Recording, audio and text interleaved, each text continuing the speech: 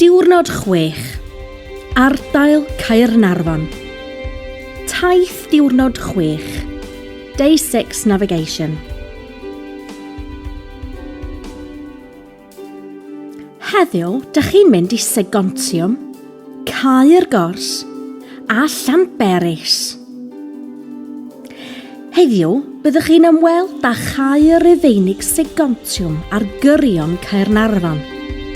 Caergors, cartref yr awdur Kate Roberts, ac yn gorffen yn Llanberis, yng Nghastell Dolbadarn ac amgueddfa lechi Cymru.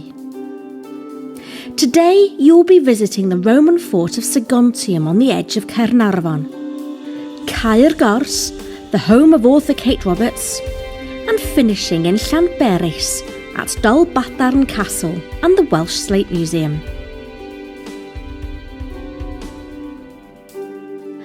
Caer Rufeinig Segontium, ul-55, 2-ul-n.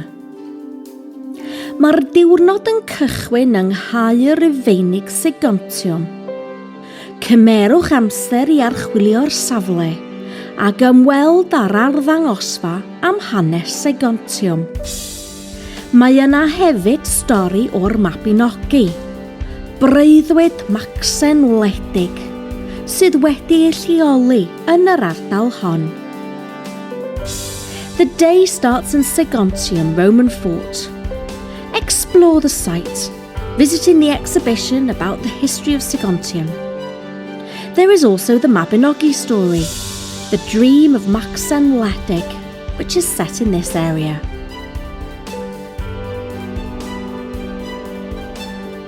Amser cinio. Nesaf, mae yna gyfle da i gael cinio yn rhef Caernarfon ei hun, neu brynu picnic i'w fwynhau yn y bryniau ar ran nesaf y daith. Next is a good opportunity to have lunch in Caernarfon town itself, or buy a picnic to enjoy in the hills on the next part of the journey.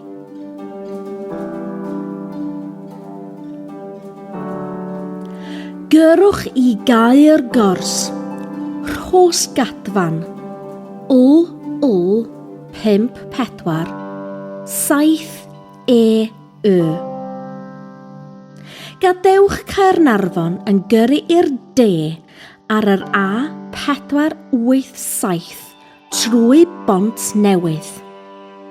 Ychydig cyn i chi gyrraedd dinas, trowch i'r chwith tuag at Rhostryfan ac yna ymlaen i Rhosgadfan. Leave Caernarfon driving south on the A487 through Bont Newydd. Just before you arrive in Dinas, turn left towards Rhostryfan and then on to Rhosgadfan.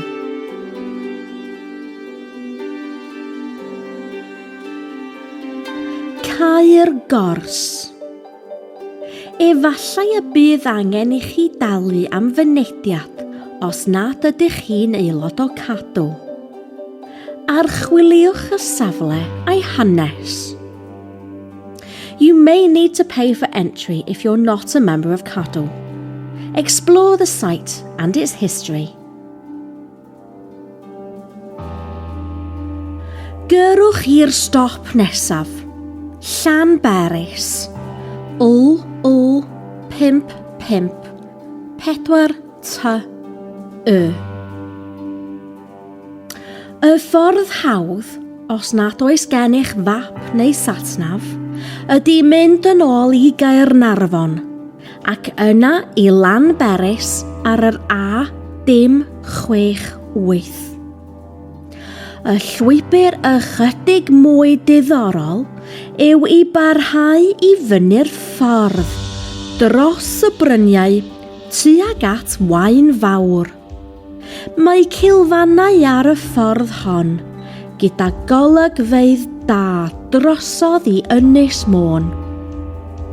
Pan gyrhaeddwch at yr A485, trowch i'r chwith ac ewch trwy bentref Waun Fawr i'r dde i ceunant, ac yna pan gyrhaeddwch at yr A486, trowch i'r dde i Llanberis. The easy way if you don't have a map or sat-nav is to head back to Caernarfon and then to Llanberis on the A068. The slightly more interesting route is to continue up the road over the hills towards Waenfawr. There are laybys on this road with good views over to Anglesey. When you arrive at the A485, turn left and go through the village of Waenfawr, right onto Ceunant, and then when you arrive at the A4086, turn right to Llanberis.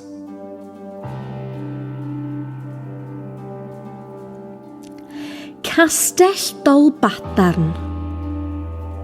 Ar ôl I chi yrru heibio Llanberis, trowch i'r chwith ar ôl gorsaf reilffordd y llyn ar eich chwith tuag at Barc Gwledig Padarn. Mae maes parcio ar eich chwith a llwybr I fyny i'r castell.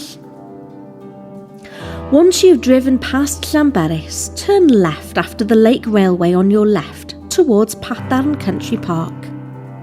There is a car park on your left and a path up to the castle.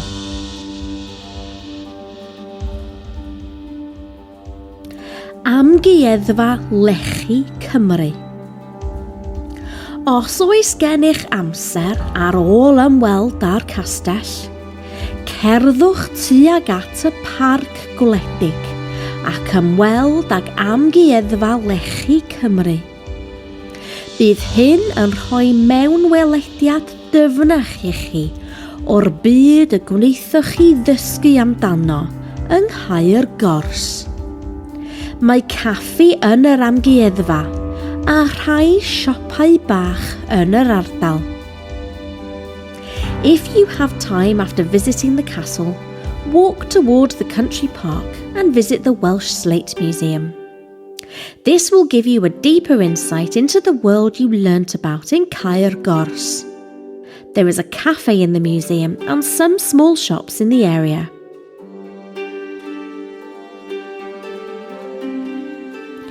Amser mynd adre a gwneud eich gwaith cartref. Ar ôl eich diwrnod, mae yna weithgaredd mwy agored I chi ei wneud. Mae'r gweithgaredd hwn yn gofyn I chi ddefnyddio'r hyn rydych wedi ei ddysgu yn ystod y dydd, a gallwch ofyn eich tiwtor dosbarth wirio'ch gwaith. After your day, there is a more open activity for you to do.